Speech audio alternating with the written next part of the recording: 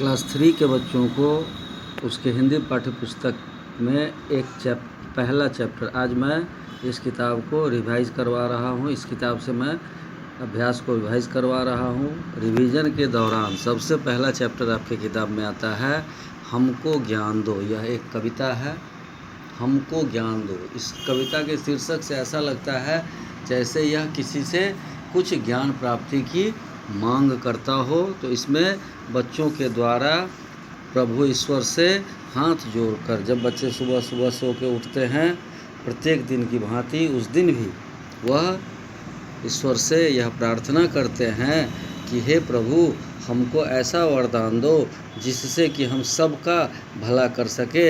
हम में ऐसी शक्ति दो, हम में ऐसा ज्ञान दो जिससे कि हम सबका भला कर सके।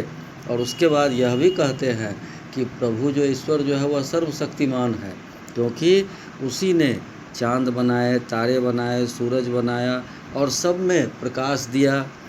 तुम उसी ईश्वर की कृपा है कि इतने सारे बगीचे में जो फूल दिखाई देते हैं वह खिलते रहते हैं। ईश्वर ने ही हम सभी जीवों में प्राण दिए हैं, छोटे से छोटे जीव में भी प्राण दिया है। उसने ही प्रेरित किया है पक्षियों को, चिड़ियों को आसमान में स्वच्छंद उड़ने के लिए।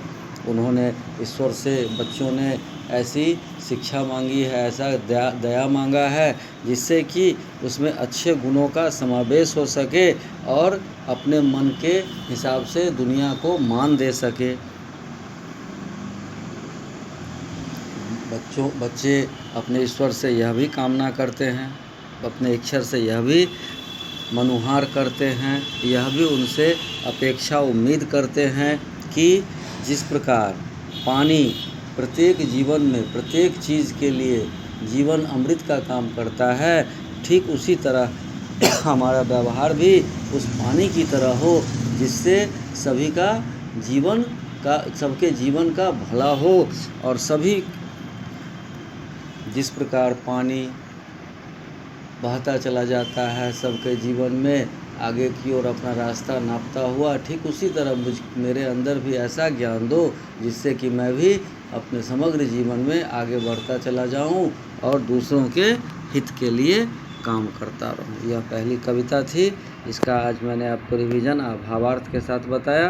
अब आप इसको पढ़ेंगे, इसका पूरा काम अभ्यास कार्य किया गया है, इसको आप देखेंगे, याद करेंगे।